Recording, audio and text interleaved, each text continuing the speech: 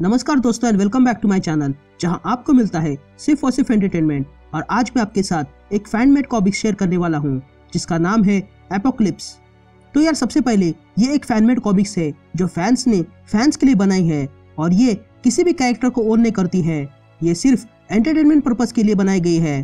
तो यार इस सीरीज में हम मार्वल और डीसी के किरदारों को देखेंगे जो राज कॉमिक्स के किरदारों से टकराएंगे और इसमें कौन जीतेगा ये तो हमें इस कॉमिक्स में पता चल जाएगा।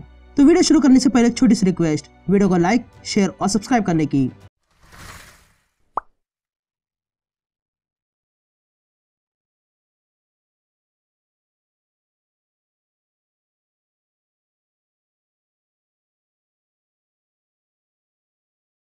इंसान विधाता की बनाई हुई सबसे शानदार रचना, जीवों में सबसे बुद्धिमान प्राणी। इंसान अपने स्वभाव के अनुसार सर्वप्रथम खतरे को ही खत्म करता है। अपने इसी स्वभाव के कारण वह अपनी और अपनों की रक्षा करता है। कई बार यही स्वभाव के कारण आती है कयामत। तभी हमें एक जगह दिखाई देती है जो ब्लास्ट के कारण खत्म हो चुकी थी और उसके मलबे से एक आदमी बाहर आता है और कहता है कि किसने किया ये सब कुछ, कौन है इसका जिम्मेदार। और तब हम देखते हैं कि वो आदमी कोई और नहीं, तिरंगा है। तभी तिरंगा किसी को वहां देख लेता है और कहता है तुम इसके जिम्मेदार हो, तुमने ये सब कुछ किया, तुम्हारे अंदर बहुत शक्तियां है और तुम इसे रोक सकते थे, लेकिन तुमने गलत चुनाव किया और तुम्हारी एक गलती के कारण यहाँ आ गई है एपोक्लिप्स। फिर से शिफ्ट होती है और हम परमाणु को देखते हैं जो दिल्ली में किसी को ढूंढ रहा था। तभी उसका सामना एक छोटे से विलन से होता है। तभी प्रोबॉट जो परमाणु के साथ काम करता है वो परमाणु से कहता है कि यहाँ की जगह में कुछ गड़बड़ है, वो कोई चीज है जो बड़ी तेजी से आ रही है और वो तुम्हारे आसपास ही है, ये कुछ भी हो सकता है। जिस पर परमाणु प्रोबॉट से कहता है कि मैं जानता हूँ इसे, पर मैं इसे कभी मिला नहीं हूँ। जिस पर प्रोबॉट पूछता है कि कौन है वो, जिस पर परमाणु कहता है कि उसका नाम है आयरन मैन। तभी हम देखते हैं कि आयरन मैन वहां आ चुका था। तभी परमाणु आयरन मैन से कहता है कि तो तुम हो आयरन मैन, वो मशहूर साइंटिस्ट टोनी स्टार्क, भारत में तुम्हारा स्वागत है।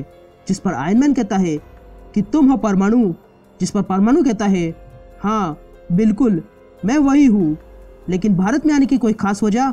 जिस पर आयरन मैन कहता है कि वजह जानने का अब समय नहीं है परमाणु, फिलहाल तो मैं तुमसे यहाँ लड़ने आया हूँ, ये जानने के लिए कि हम दोनों में से सबसे ताकतवर कौन है। जिस पर परमाणु हंसने लगता है और कहता है कि ये सब क्यों कर रहे हो, तुम्हारे बारे में सुना है कि तुम मजाक अच्छा कर लेते हो और आज देख भी लिया। लेकिन तभी आयरन मैन परमाणु पर अटैक करता है और परमाणु को दूर फेंक देता है और कहता है कि अब तुम्हें पता चल जाएगा कि मैं मजाक नहीं कर रहा हूँ। माफ करना परमाणु, ये जरूरी था क्योंकि अब इस दुनिया को खत्म होने से केवल तुम ब्रह्मांड के रक्षक ही रोक सकते हो, बस मेरा ये प्लान कामयाब हो जाए। लेकिन तभी परमाणु आयरन मैन पर अटैक करता है और कहता है कि तुम्हारे बारे में ये भी सुना है कि तुम बहुत घमंडी हो और वो दिख भी रहा है, लेकिन इस घमंड को तोड़ना होगा। ये कहते ही परमाणु आयरन मैन को अपने अटैक से पीछे फेंक देता है। तभी आयरन मैन फिर से आता है और कहता है कि मेहमानों के साथ ऐसा नहीं करते। जिस पर परमाणु कहता है कि मेहमान बनकर आते तो कभी भूल नहीं पाते, लेकिन तुम दुश्मन बन के आए हो। यह कहते ही परमाणु आयरन मैन पर एक जबरदस्त पंच मारता है। तभी आयरन मैन परमाणु से कहता है कि मेरी दो बातें ध्यान रखना। लेकिन तभी परमाणु आयरन मैन से कहता है कि तुम्हें एक ही मौका देता हूँ, यहाँ से चुपचाप चले जाओ, इसी में तुम्हारी भलाई है। लेकिन तभी आयरन मैन कहता है कि पहली बात यह है कि मैं यहाँ से जाने वाला नहीं हूँ, बल्कि कुछ यहाँ से ले जाने आया हूँ। और दूसरी बात यह है कि मुझे धमकी देने वाले बिल्कुल पसंद नहीं है। ये कहते ही आयरन मैन परमाणु पर अटैक करता है और परमाणु को उठाकर फेंक देता है।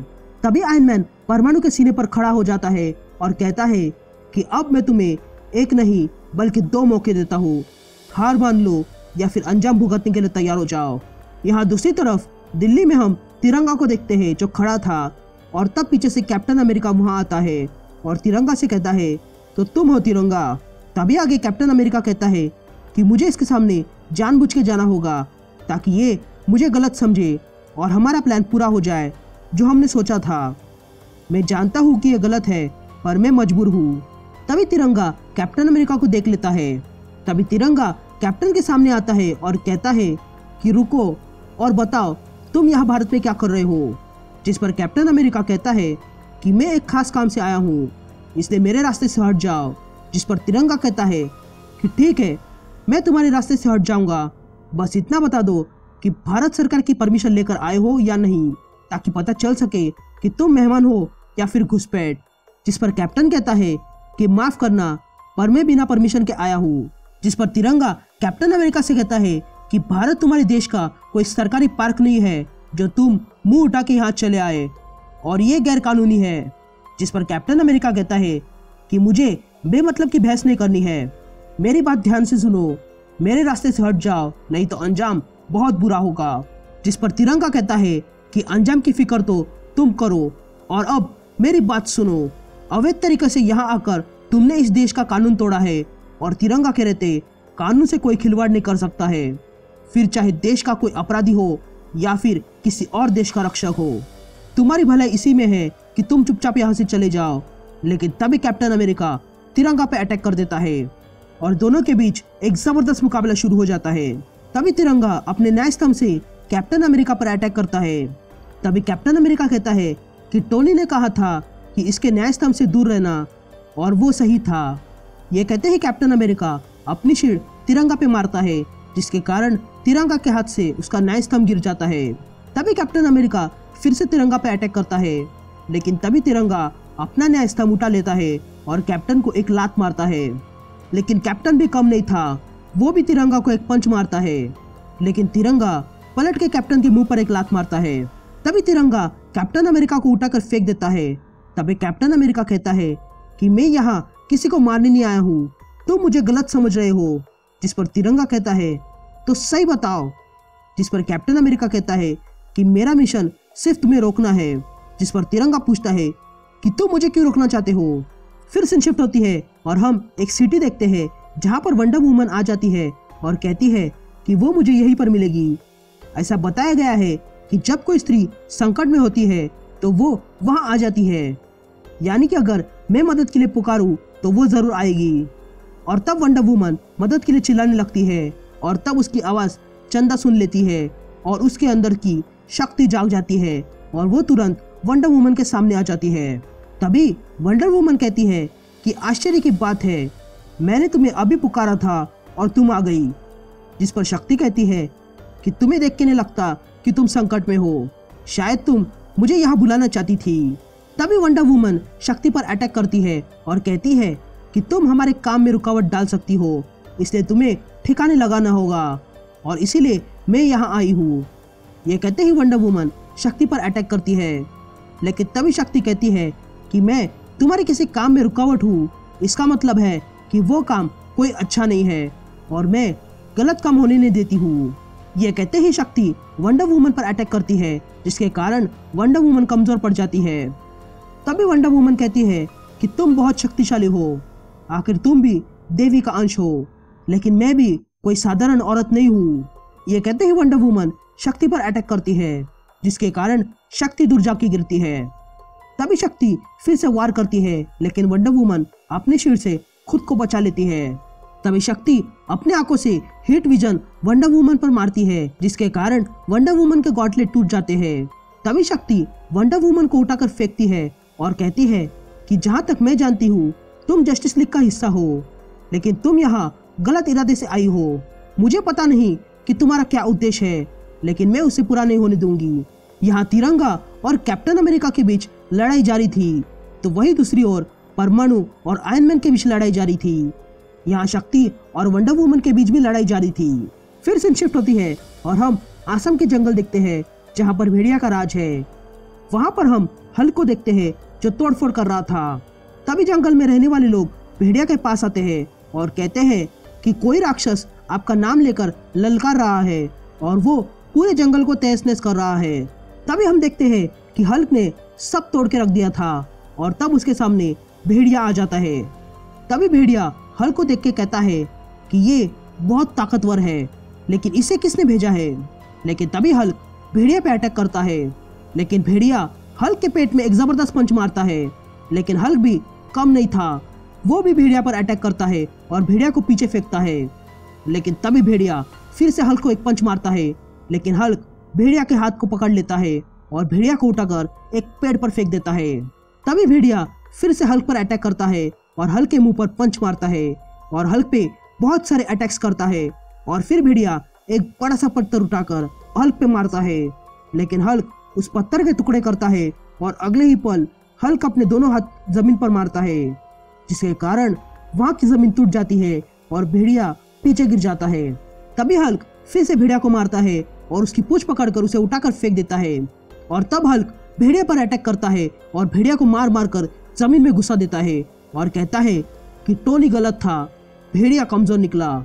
लेकिन तभी भेड़िया फिर से खड़ा हो जाता है और कहता है कि अब मेरी ताकत देख लो, और ये कहते ही भेड़िया अपना वेपन उठा लेता है और अगले ही पल भेड़िया हल्क पे अटैक कर देता है। फिर से शिफ्ट होती है और हम एस्गार्ड देखते हैं जहाँ पर लोकी ये देख रहा था और तब उसे कोई कहता है कि ये सब क्या हो रहा है, जिस पर लोकी कहता है कि ये खेल तो हमें बहुत पसंद है, खेल किसी का और चाल किसी और की और खिलाड़ी भी किसी और के, लेकिन जीत हमारी होगी।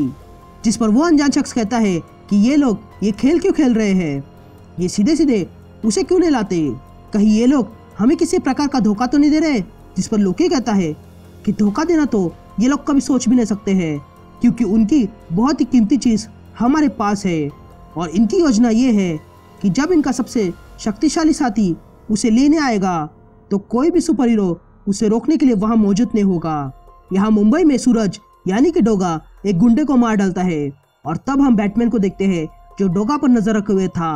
तभी बैटमैन डोगा के पास आता है और कहता है कि कैसे हो तुम डोगा, जिस पर डोगा कहता है बैटमैन यहाँ लगता है हिंदुस्तान आके दबंग मूवी देख ली क्या, जिस पर बैटमैन कहता है कि मूवी तो नहीं देखी पर एक दबंग आदमी को अपने सामने देख रहा हूँ और देखना चाहता हूँ कि इसकी ताकत कमजोरों पर चलती है या फिर अपने बराबर वालों पर भी।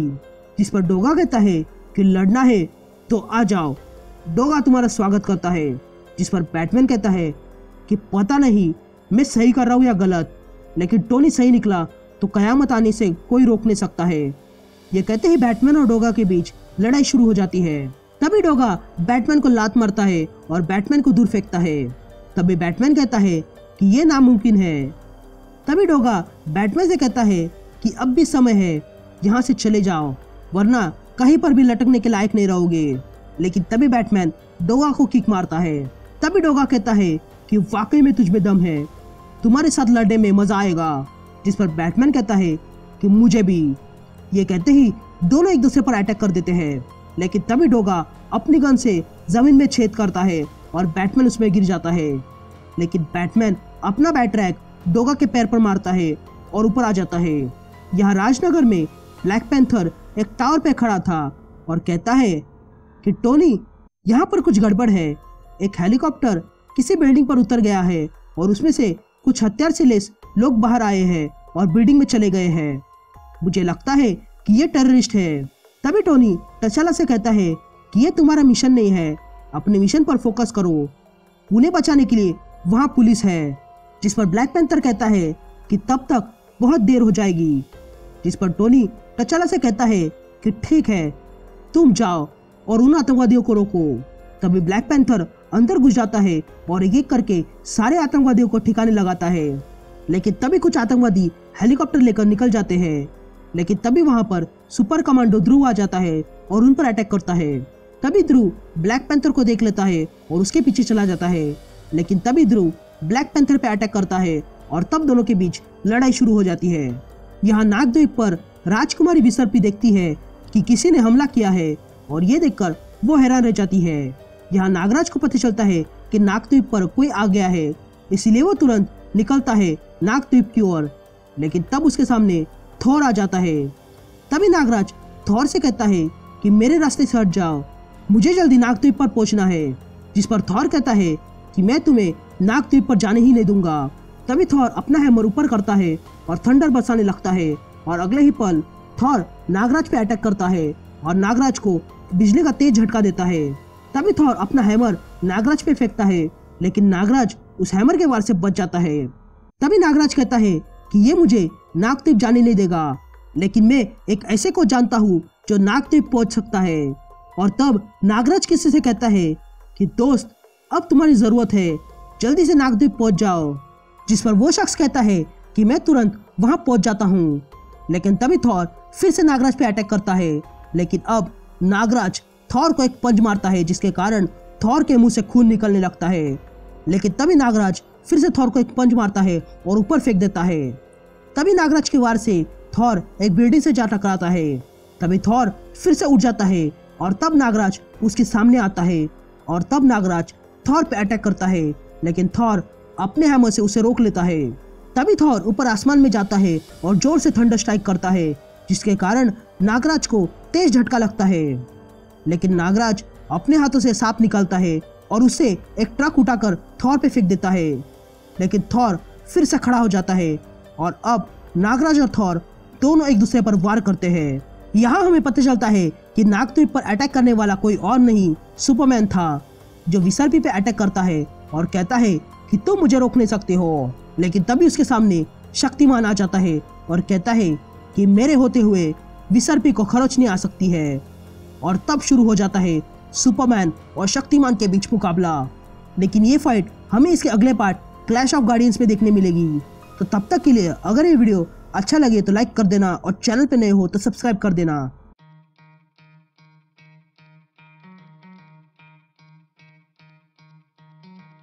Try to play, but you're never gonna beat me. Look the other way, what I'm doing ain't easy. Bloody hands stained from the people who deceive me. Muddy hands break through the chains, go free me. Looking for change, looking for pain. Pulling a mob, pushing a train. I'll never stop, stick to a lane. Pick up the pieces and go rearrange.